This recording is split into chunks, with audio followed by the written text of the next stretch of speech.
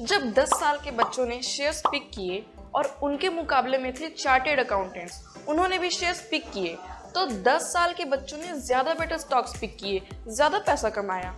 कैसे किया ये 10 साल के बच्चों ने, जानेंगे इस वीडियो में। सो हेलो एवरीवन, मैं हूँ आपकी होस्ट तनीषा प्रकाश ईएपी टीम से। तो आज मैं इस वीडियो के माध्यम से आपके स्टॉक मार्केट के बेस को स्ट्रॉन्ग करने की कोशिश करूंगी, ताकि आप इतना पैसा कमा सके कि आपके खुद के टारगेट हिट हो सकें।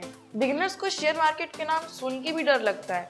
मैक्सिमम लोगों से सुनते हैं कि शेयर बाजार से सब कुछ बर्बाद हो जाता है, लेकिन कुछ दोस्त हैं जो क्लेम करते हैं कि वो बहुत पैसा कमा रहे हैं। फिर भी आपके परिवार वाले हैं जो बोलते हैं इससे दूर रहो। कंफ्यूजन होना, नर्वसनेस होना बहुत लाजमी है, क्योंकि आपके पास नॉलेज नहीं है, केवल इंफॉर्मेशन है स्टॉक मार्केट के बारे में।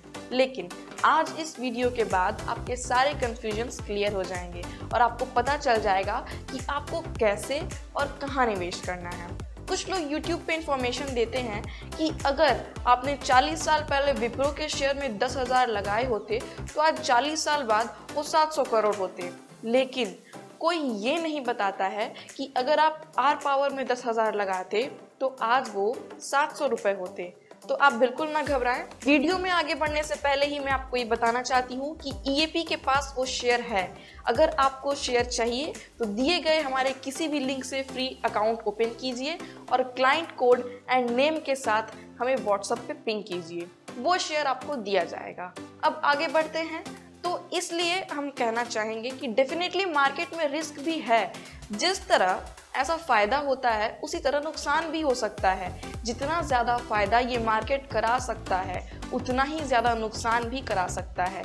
लेकिन नुकसान आपका कम से कम हो, फायदा आपका ज़्यादा से ज़्यादा हो, उसके लिए तो ईएपी है ना। तो चलिए अब मैं आपको बता देती हूँ कि कौन से वो ऐसे क्वेश्चंस हैं जो कॉमनली बिगिनर्स के होते हैं, शायद आपके भी होंगे, और वो क्वेश्चंस को आज मैं कवर करने वाली हूँ। सबसे पहले मैं आपको सारे क्वेश्चंस बता देती हूँ।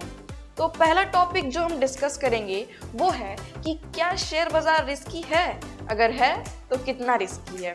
दूसरा हम जानेंगे कि आपको इससे कितना रिटर्न मिल सकता है, क्या उम्मीदें रखनी चाहिए आपको इस बाजार से। तीसरा टॉपिक हम जानेंगे कि इस बाजार में शुरू करने के लिए आपको कितने पैसों की ज़रूरत है, क्योंकि आप बिगिनर हैं तो हो सकता है आप स्टूडेंट हो, आप अपनी पॉकेट मनी से भी शुरू कर सकते हैं। तो पहला सवाल क्या है कि क्या शेयर बाजार रिस्की है। अब मैं ये आपसे पूछती हूँ बेसिक एग्जाम्पल के जरिए कि बेसिकली जब आप कोई शेयर खरीद रहे हैं तो आप उस कंपनी में छोटी सी ही एक हिस्सेदारी खरीद रहे हैं, इसीलिए उसका नाम शेयर है कि आप उस कंपनी के को ओनर बन रहे हैं।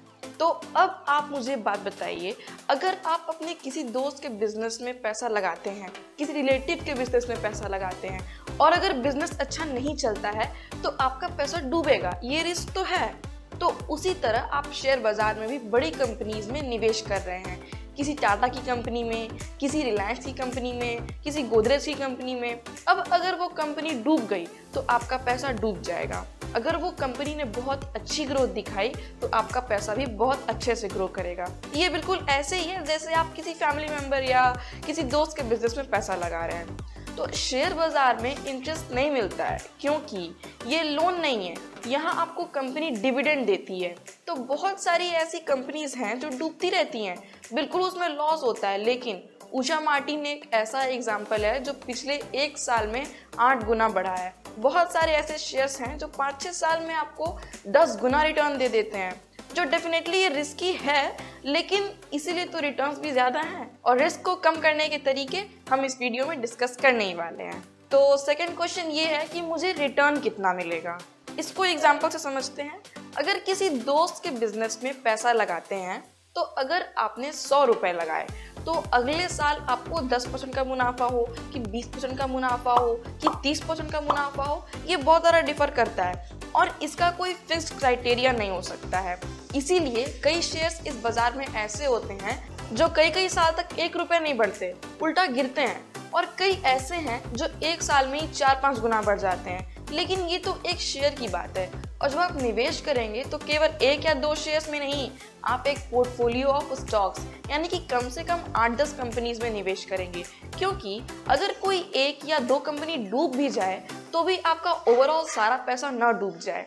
इसीलिए शेयर बाजार में हम कम से कम 8-10 कंपनीज में इन्वेस्ट करते हैं।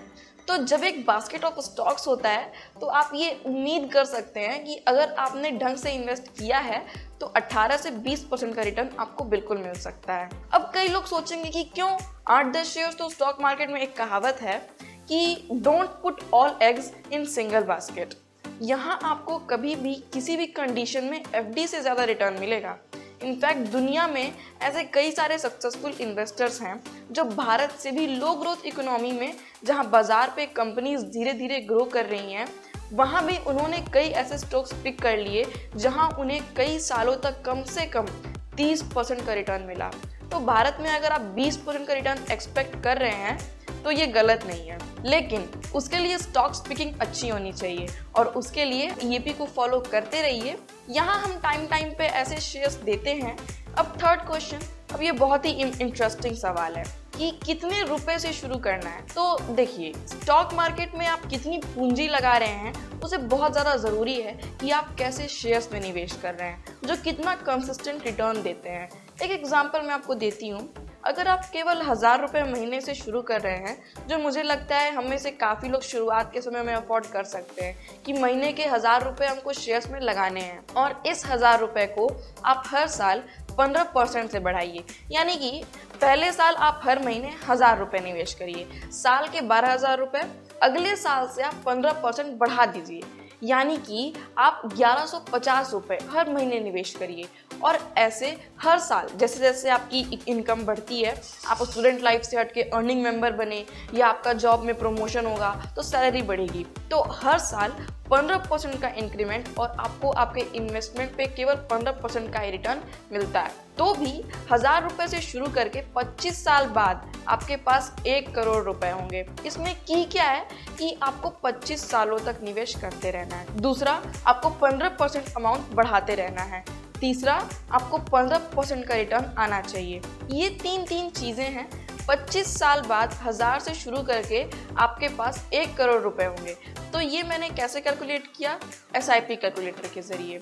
इस कैलकुलेटर को आप गूगल करके आप खुद फिगर आउट कर सकते हैं। तो अगर आप 2000 रुपये से शुरू करते हैं या 3000 रुपये से शुरू करते हैं तो आपके इतने साल बाद आपका कितना अमाउंट होगा ये आप खुद जान सकते हैं। तो दोस्तों, उम्मीद है आपको सारे आंसर्स मिले होंगे।